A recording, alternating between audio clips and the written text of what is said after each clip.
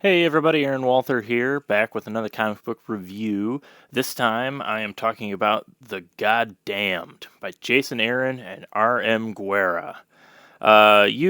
Most people, especially most mainstream superhero comic book readers, you're going to recognize Jason Aaron from all of the work he's been doing at Marvel for the last several years. Thor, The Avengers, a bunch of other stuff.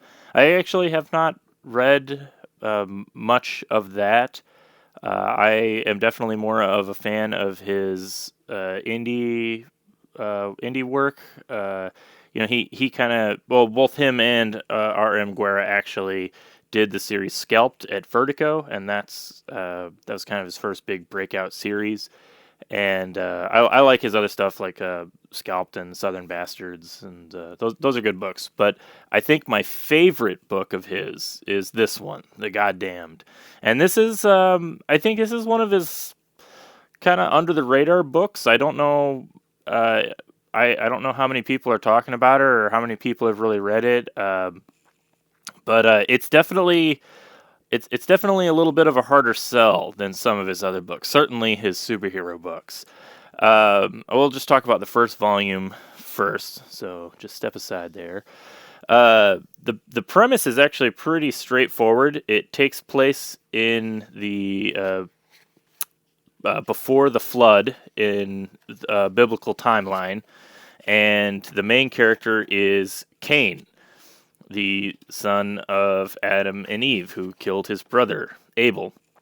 And so this is like pre-flood, and the story takes place in the biblical mythology, but it is treating it kind of as like a low fantasy sword and sorcery type of setting. So since this takes place in the time before the flood, according to the Bible, that humanity was so evil and worthless that God decided to kill them all. And so that's the setting. It's just people are just awful, terrible, terrible people. And Cain has the mark of Cain. He's been cursed by God. So in the context of this story, it means he is immortal. And he's just kind of wandering the earth, just miserable. And I don't want to give away the entire story, but he comes across paths with Noah, who is a patriarch who's building an ark, and so he and his family are like basically conquering the land, gathering slaves to help them build this ark for the eventual flood that's going to destroy the earth. And it's just a really good book. Like the thing that stood out to me, the way I like to say it is, it's more Conan the Barbarian than Conan the Barbarian is, especially the comics. Like the original Conan stories by Howard are incredible, but when it comes to the comics, I think there's something about it being a visual medium that kind of causes a lot of people to hold back a little bit. Like obviously, you don't want to show as much of the starkness of the brutal reality of that kind of a setting. And Guera, I hope I'm pronouncing his name correctly. He definitely doesn't shy away from that in this book. Like it's just a really, really brutal book with some really harsh images, and I just really like it. It's really good. Like I said, it's kind of taking a lot of the uh, biblical verses and treating it as a mythology. The way I would say it is this is like a this is a weird way to say it, so I hope it makes sense. But it's kind of like this story is presented as the events as they would have really happened, that over the uh, generations would form into the mythology that becomes the biblical stories. So, yeah, I think that makes sense.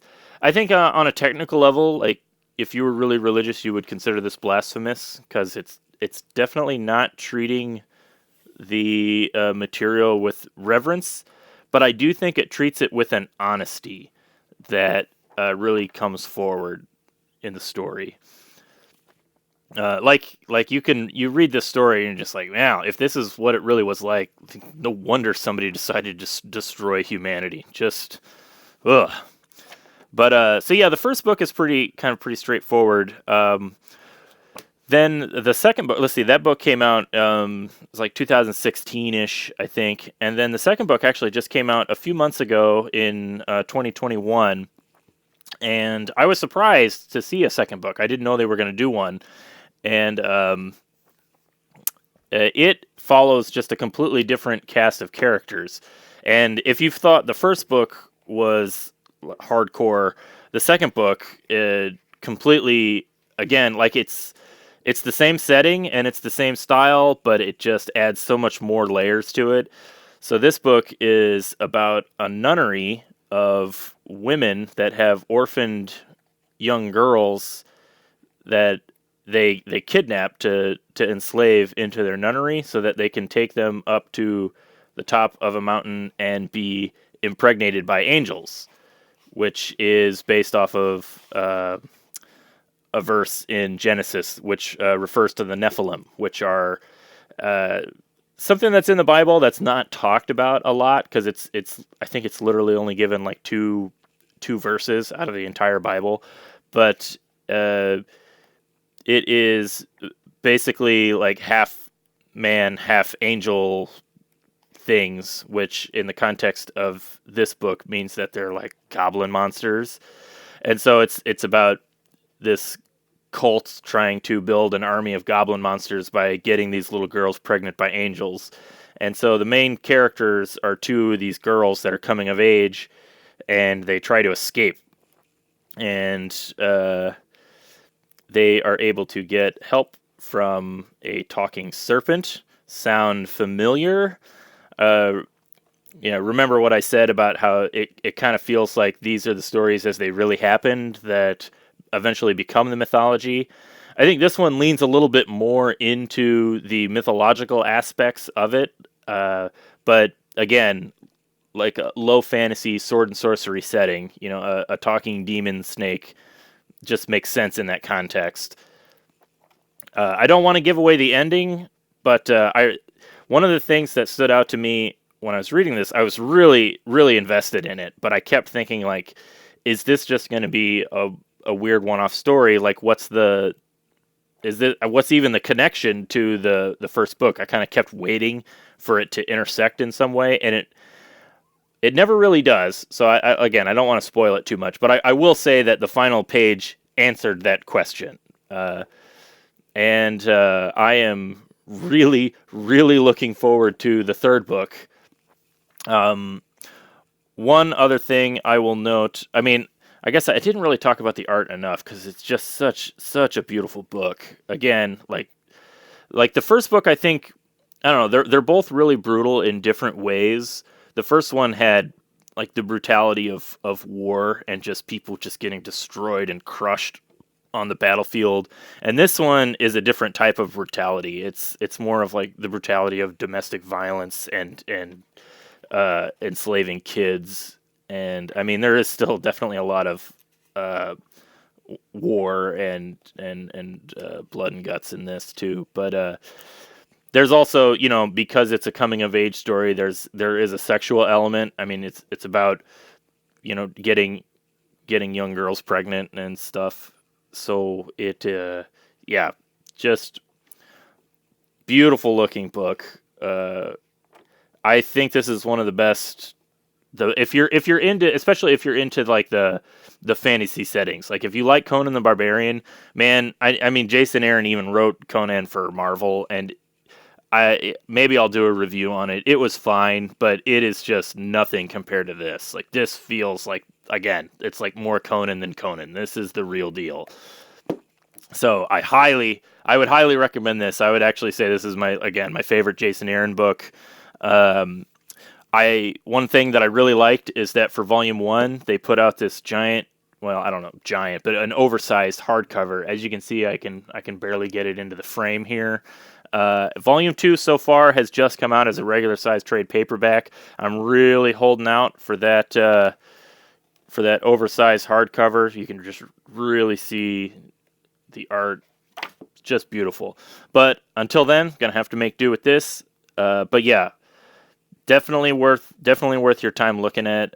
It's just it's I think one of the things, like, I could probably talk about this book for a long time. Like, it's like I say, it's really brutal, but it doesn't feel like violence porn. At the end of the day, there's an underlying theme about uh, belief and nihilism and morality, which is all kind of baked into this premise. Like, it's about the goddamned.